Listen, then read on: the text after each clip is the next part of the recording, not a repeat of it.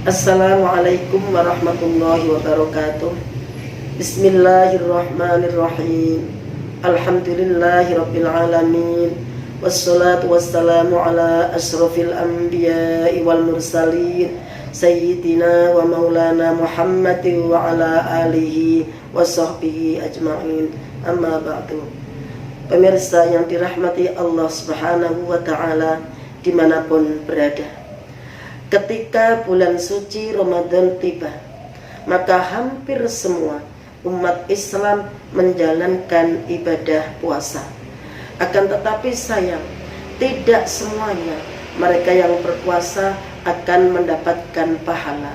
Sebagaimana Rasulullah bersabda, "Rubba shaimin hadzuhu min syamil ju'u wal atasu." Banyak sekali mereka yang berpuasa, bahkan tidak bisa dihitung. Akan tetapi sayang, mereka hanya mendapatkan lapar dan dahaga, karena tidak mempertimbangkan, tidak memperhitungkan hal-hal yang terkait dengan puasa, seperti syarat sahnya puasa, syarat wajibnya puasa, rukun batalnya puasa, dan lain-lain. Oleh karena itu, perkenankanlah kami, pimpinan cabang Muslimat Nahdlatul Ulama Kabupaten Demak, bersama channel YouTube, IG, Twitter, dan Facebook PC Fatayat NU Kabupaten Demak, membuka program kajian kitab Risalatus Syam. Semoga bermanfaat bagi kita semua. Amin ya rabbal alamin. Pada kesempatan ini kami akan menyampaikan bab rukunnya puasa. Rukun puasa ada 3. Yang pertama, niyatun lailan likulli yaumin. Yang nomor 2, watalku muftirin. Yang nomor 3, wasoimun. Rukun itu sendiri adalah sesuatu yang harus ada pada sesuatu, agar sesuatu menjadi sesuatu. Di dalam puasa berarti rukun puasa yang pertama adalah niat. Maka niat harus ada di dalam puasa. Ketika seseorang berpuasa tidak berniat meskipun lupa, maka puasanya batal. Dan niat diniatkan atau dilafalkan pada tiap-tiap malam, karena niat harus diinapkan pada malam hari, mulai maghrib sampai subuh, dan takyin jenis puasa dan tahunnya dengan lafal nawaitu saumagutin an adai fardi syahri ramadhani hadhihi sanati fardan lillahi ta'ala. Saya niat berpuasa esok hari untuk menunaikan kewajiban di bulan Ramadan tahun ini karena Allah Ta'ala. Berbeda dengan puasa sunnah. Ketika puasa sunnah sebelum matahari tergelincir, pagi hari tidak ditemukan makan atau minum, seketika itu berniat untuk berpuasa, langsung niat sah. Akan tetapi sekali lagi, kalau puasa wajib harus diniatkan, diinapkan pada malam harinya. Imam Malik membolehkan, takut khawatir lupa, mengantisipasi, diperbolehkan niat 1 bulan dengan niat 1 kali dengan lafal nawaitu sauma jami'i syahri ramadhani hadhihi sanati taqlidan lil imami malikin fardhul lillahi ta'ala. Saya niat puasa 1 bulan Ramadan untuk menunaikan kewajiban di bulan Ramadan tahun ini, taklid Imam Malik karena Allah Ta'ala.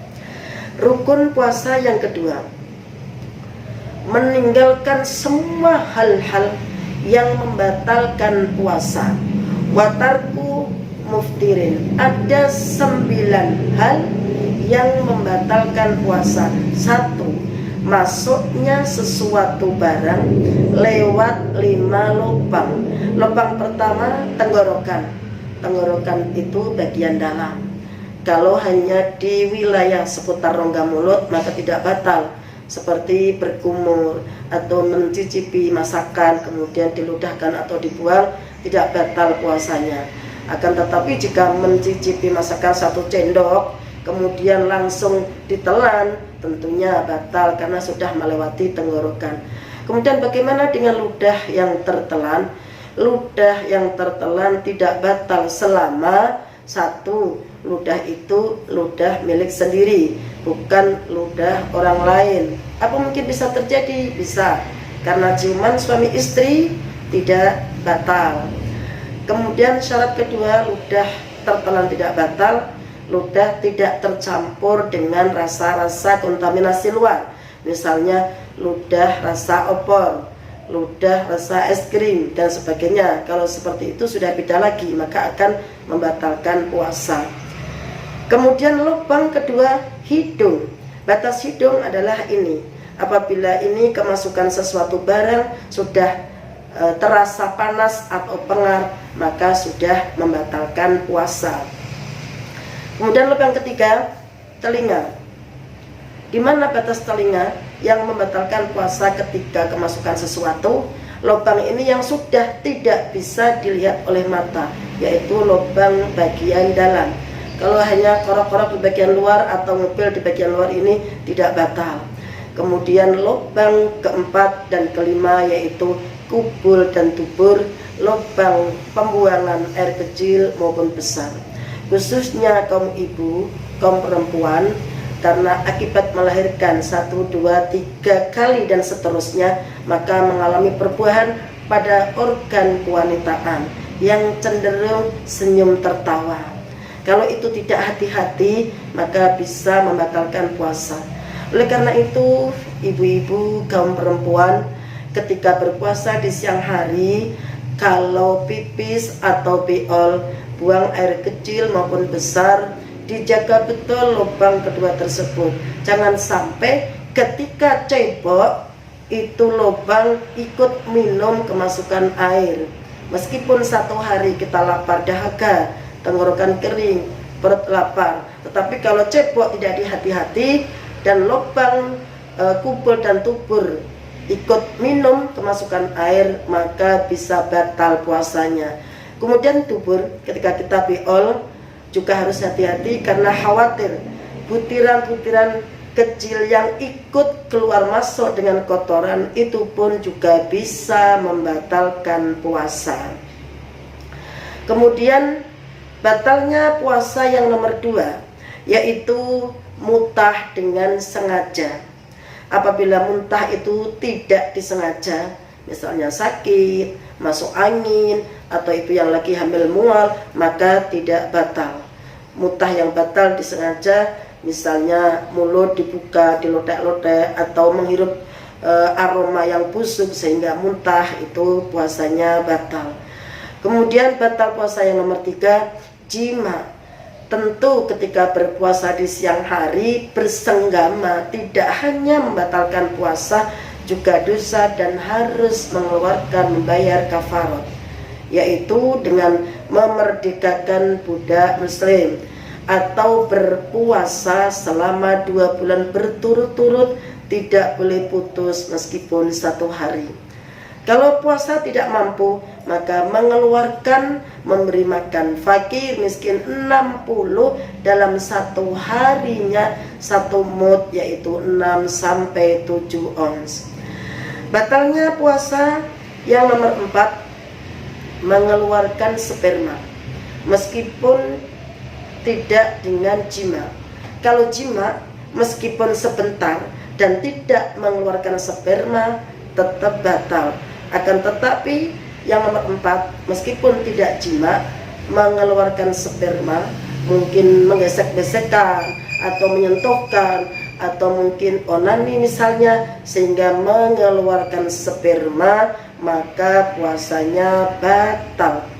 Yang nomor 4, 5, 6, nomor 5, 6 dan 7 yaitu haid, nifas dan wiladah. Ini khusus bagi kaum perempuan.